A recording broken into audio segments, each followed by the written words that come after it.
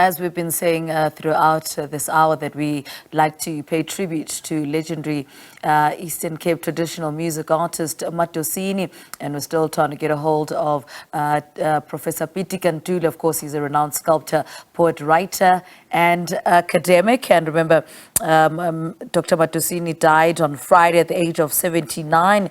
And she survived a heart attack, in fact, while she was on tour in France in 2019, as well as two COVID-19 attacks. Her health status could not be back to its normalcy as a result of that. From time to time, she was admitted to a hospital. That's according to family statement. Of course, she's been described as a cultural icon and considered one of the last practicing music giants of Xhosa music. So those are some of the things that have come out there. Hopefully that will get more details. Remember, the Department of Arts and Culture has also come out to pay tribute to Dr. Madosini. So as soon as we are ready with Professor, so many academics in one go today. Professor Pitika Ntuli. Prof, a very good morning to you. A warm welcome to Morning Live, South African poet, sculptor, writer, and academic. Prof, good morning to you. Good morning to all of you and to the viewers. Prof, I just touched a little bit on who Dr. Madosini was, but according to you, who was she in the context of South African culture, specifically Xhosa culture? Madosini, may her soul rest in peace, is a very cultural icon, the true legend, the true essence of the word. His love of culture and how she presented it, both as an ability to teach, encourage young people, and also through those instruments, keeping our culture, our history, and our heritage through Uhadi and Umkhube Ewake. Even as I am speaking around in here, my ears are celebrating the music, the rhythm, the power from that province that carried so much of our histories during the times of national liberation in the 19th century. She represents to me that veritable spirit of what it means to be Xhosa and what it means to be African in the context of our time. Mm-hmm.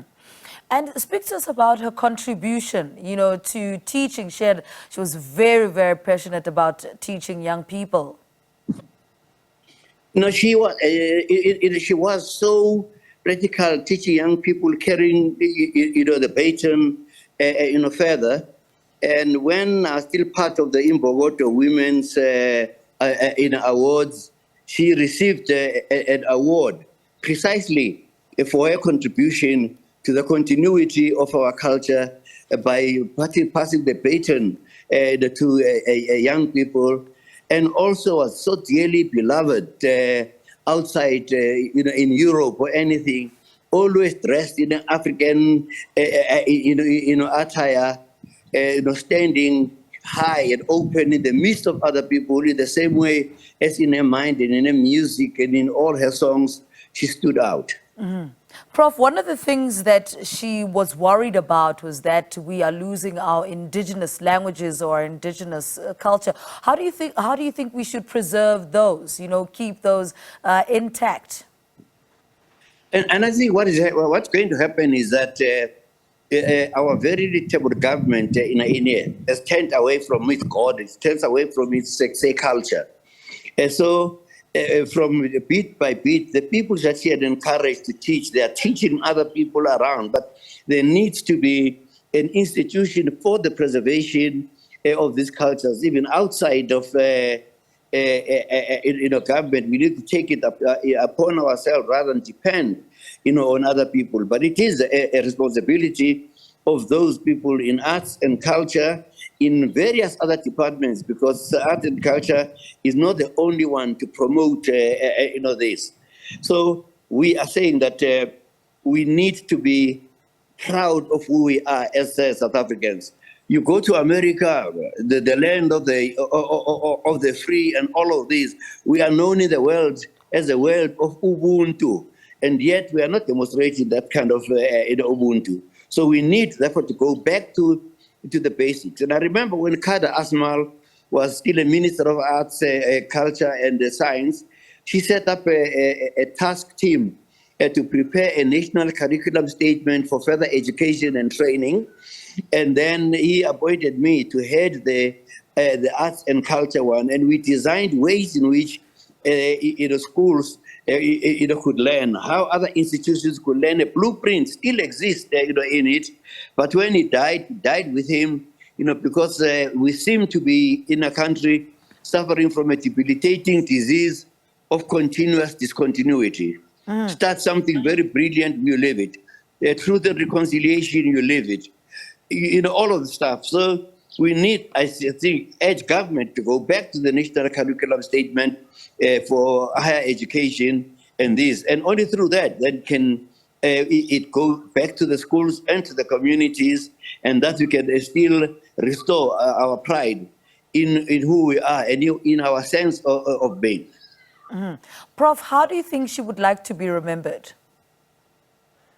I think she'd like to be remembered, by us, being happy. We need a monument to remember her. We need our painters to paint her. We need our poets to write about her. We need our sports people, to pay tribute, before they even speak.